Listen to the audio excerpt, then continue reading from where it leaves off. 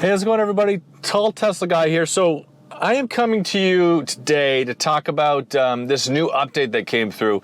If you guys follow the news, you know that Tesla does updates all the time. Some of them are good in the case of what they did now. Some of them are bad in the case of some of the things they need to do for a recall, and we'll talk about that in a minute as well. But I really wanted to kind of dive into this and show you some of the things that they did. They changed dramatically the way that you see the car, the drive, everything like that. And that's kind of what we're going to dive into today. I'll show you all the differences that they did, everything that I've found in the thing, and whether or not I think it's actually useful or anything like that. So sit back, relax. You guys are watching the Tall Tesla guy.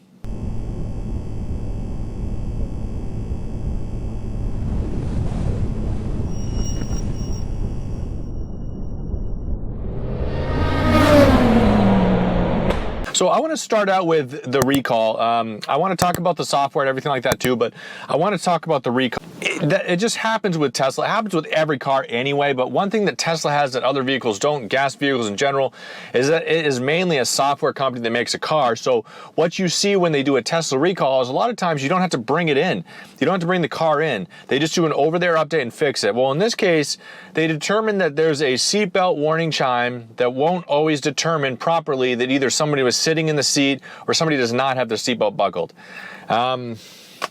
It's important to be safe, but as the driver of the car, I'm aware of everybody that's in the car. I'm aware of everybody that has their seatbelt on or doesn't, so I'm not sure as though I'm super excited for it. And in reality, 125,000 Tesla vehicles were affected by this apparently, versus over 1 million on the road. So I'm not sure if that kind of update is something that I'm really going to be clamoring for, but this update is something that's exciting. And if you look at this, and I'll show you guys, you can see it.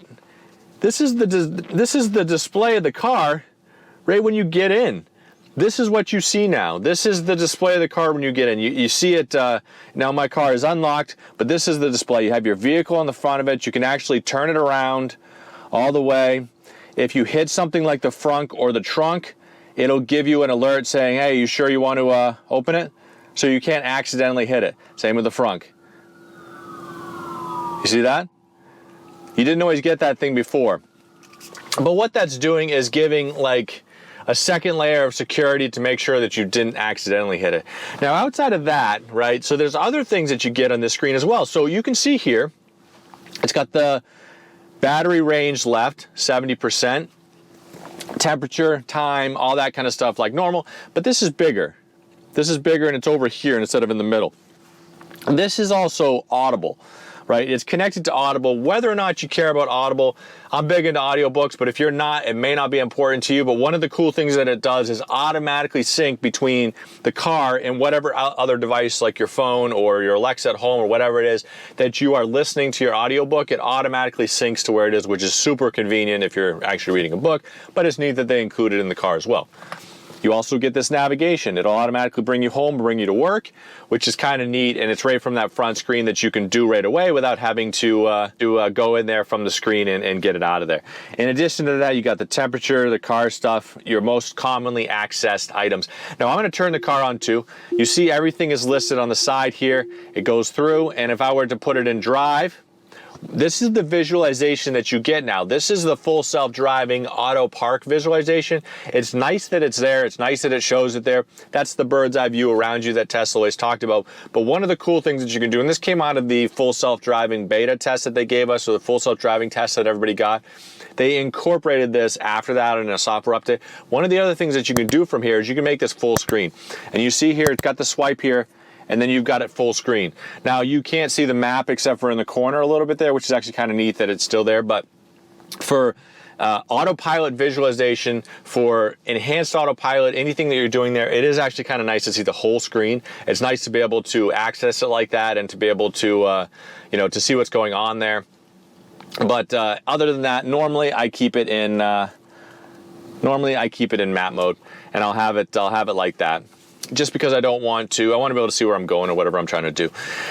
In addition to this, you've also got a couple other added features. They're little ones. The matrix headlights, if you have them, it'll adjust a little bit better. If you're driving with other cars, auto high beam, There's a new thing with the windshield wipers that you didn't have before. You used to have to push the side stock, and then you would go into the bottom here, and you would push the scroll thing to change it around. But now what happens when you do it, if you put the windshield wipers on, you get this thing here that shows you if you do the scroll bar, from here you can actually change it to auto or change the settings here really conveniently just by pushing the scroll bar on the side there. That's a super convenient feature. That's a super neat feature to get in there to include. It was so inconvenient before to push the button and then have to push on the screen. You have to push two separate things to do it. So it's much better access than it used to be before. In addition to this, in here, better access to some of the stuff that came with it as far as Sentry mode and the recording and stuff like that. But this is a neat thing too. Automatically calls 911 if the airbags are deployed. That's a super neat feature. It's neat that the car will do that for you to kind of protect you. Blind spot cameras. A lot of this stuff they had it before, as far as when the car was on there, you had all that, or when you were driving. This right here, speed camera chime. I talked about this in a short, but the speed camera chime, you can turn it on and it'll tell you in a chime if there is a known speed camera coming up in the traffic light cameras. We don't have them where I live, as far as I know, or at least I haven't been caught by them yet. But if you have them where you are, it might be a neat feature to know that it's there. Obviously drive safe, but if it's neat to know that that you have that sort of functionality, that you can get it. And they also changed the screen. So they put everything there. They changed the icons at the top a little bit, which is kind of neat. Navigation icons, the climate icons. They added some features for Spotify if you actually use it. The big thing is the iconed audible that they didn't have before. And you can also do full screen web browsing. Full screen web browsing if you, I don't know if you're into that kind of thing in the car. And then on top of that, there is a feature for every other Tesla except for the Model Y. And I'm going to apologize because this is sort of a gripe a little bit.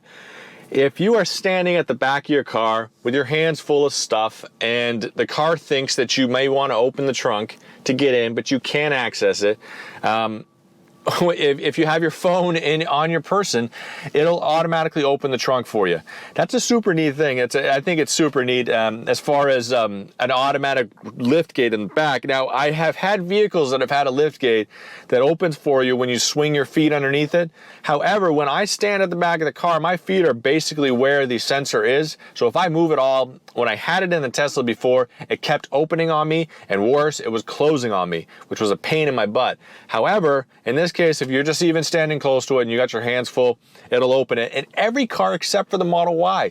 I'm not sure why that's like that. They said something about it doesn't have wideband ultra, you know, something in the Model Y, and the other ones do. However, I can't get past the fact that the Model Y, the Tesla's best-selling vehicle of all time, the global EV best-selling car, is the Model Y, and they don't offer that feature where they put it in every other car, which I don't know why.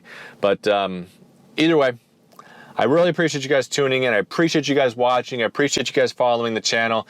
I love this update. I love the way that it looks. I love the way that the screen changes. I can't wait to see what else they do with the car, changes, stuff like that. Maybe they'll unlock more range for me like they're hinting at. But either way, I hope you guys are having a fantastic day, week, month so far, and you were able to stay safe out there.